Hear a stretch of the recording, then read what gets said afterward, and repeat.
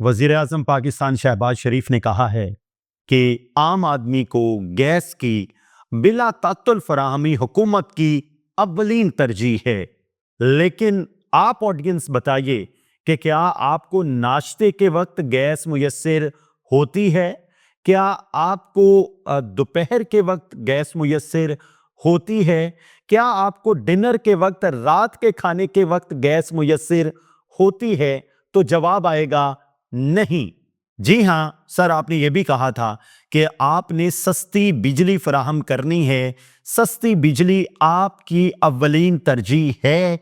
लेकिन सर आजकल भी 9-10 हज़ार रुपए आम आदमी का बिल आता है जिसके घर में कोई फैंसी लाइट्स नहीं हैं, और जिसके घर में फैंसी लाइट्स हैं और जो लोग थोड़े से समझते हैं, हम अफोर्ड कर सकते हैं और लाइट्स जलती हैं, सर उनका बिल 50,000 आज भी आ रहा है। सर आपने कहा था कि हुकूमत की अव्वलीन तरजीह है कि कोई बेघर ना रहे, किसी के पास ऐसा ना हो कि अपनी छत ना हो। लेकिन सिर्फ लाहौर में एक रिपोर्ट के मुताबिक 1,85,000 लोग बगैर छत के रह रहे हैं और पाकिस्तान में 20 मिलियन लोग बगैर छत के रह रहे हैं। सर आपने ये भी कहा था कि सेहत हुकूमत की अव्वलीन तरजीह है।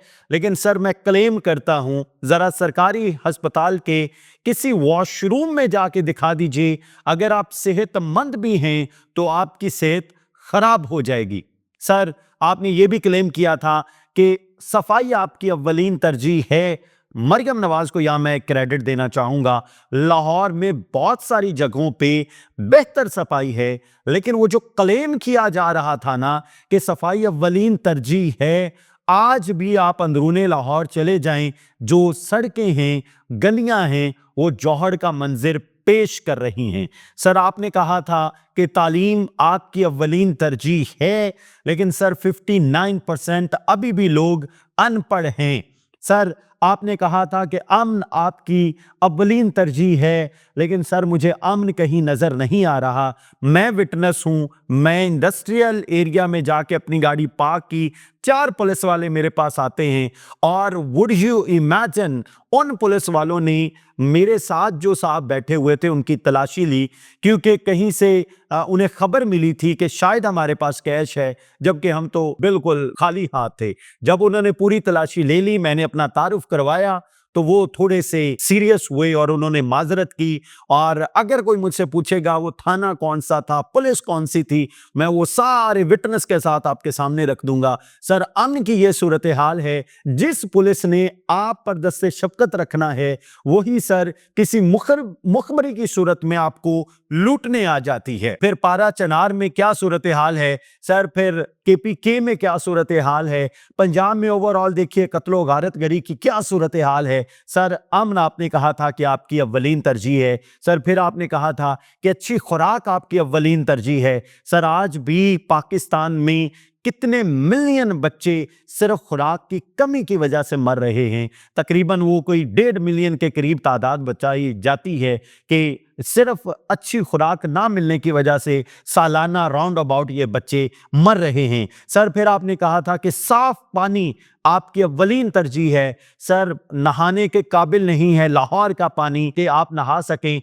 और पूरे पंजाब में क्या पूरे पाकिस्तान में, कराची की तो सूरत हाल दिगरगू है। सर आज तक पीने का साफ पानी मुयस्सर नहीं हो सका। फिर सर खवातीन की डेवलपमेंट कहा गया था कि हुकूमत की अव्वलीन तरजीह है। सर आज भी खवातीन तशद्दुद का निशाना बनती हैं, आज भी सर खवातीन को हरासा किया जाता है, आज भी खवातीन अपना सही हक हासिल नहीं कर पाती, और जो चंद % खवातीन हैं वो मेरा जिस्म मेरी मर्जी वाली, वो सब कुछ ले दे के बैठी हैं और इन खवातीन के नाम पे तगड़ा पैसा कमा रही हैं। सर फिर आपने कहा था रोजगार, नौजवानों के लिए रोजगार आपकी अव्वलीन तरजीह है, लेकिन अनफॉर्चुनेट ये है कि पाकिस्तान का हर नौजवान परेशान है कि पाकिस्तान में मेरा मुस्तकबिल महफूज नहीं है, और वो पाकिस्तान से बाहर जाने में आफियत जानता है।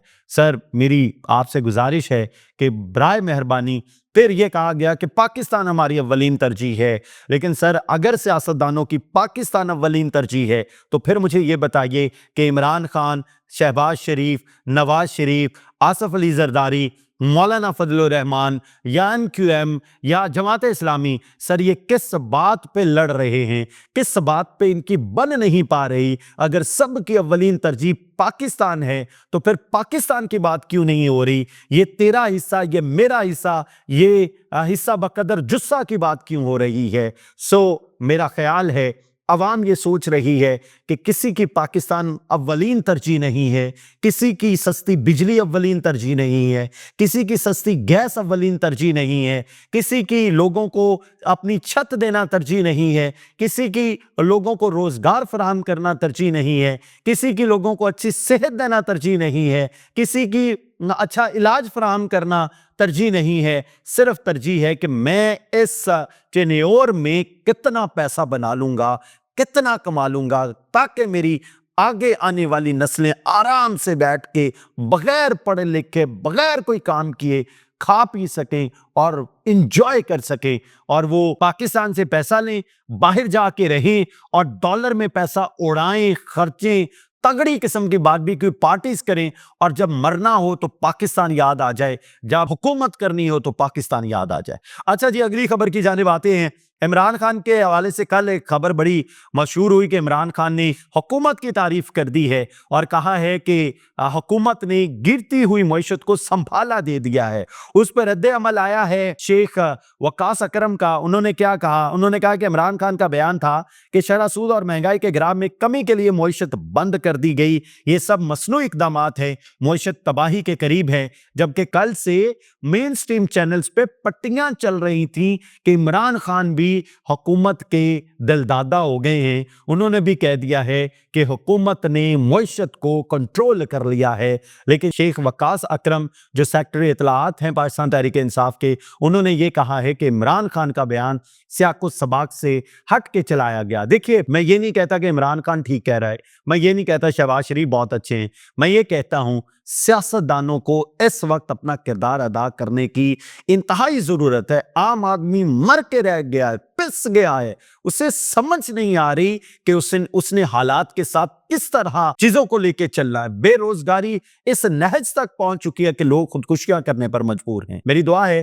ان سیاستدانوں کو سمجھ آ جائے کہ ہمیں جس طرح ہم کلیم کرتے ہیں کہ پاکستان اولین ترجیح ہے، لوگوں کو ریلیف دینا اولین ترجیح ہے، یہ واقعی لوگوں کو ریلیف دیں، واقعی عوام کی بات کریں، تاکہ ہمیں محسوس ہو، ہمیں پریکٹیکلی وائب آئے کہ پاکستان ان سیاستدانوں کی اولین ترجیح ہے. میری دعا اللہ تعالیٰ پاکستان اور پاکستان میں بسنے والوں کو خیر کرے. اجازت دیجیے، اللہ حافظ.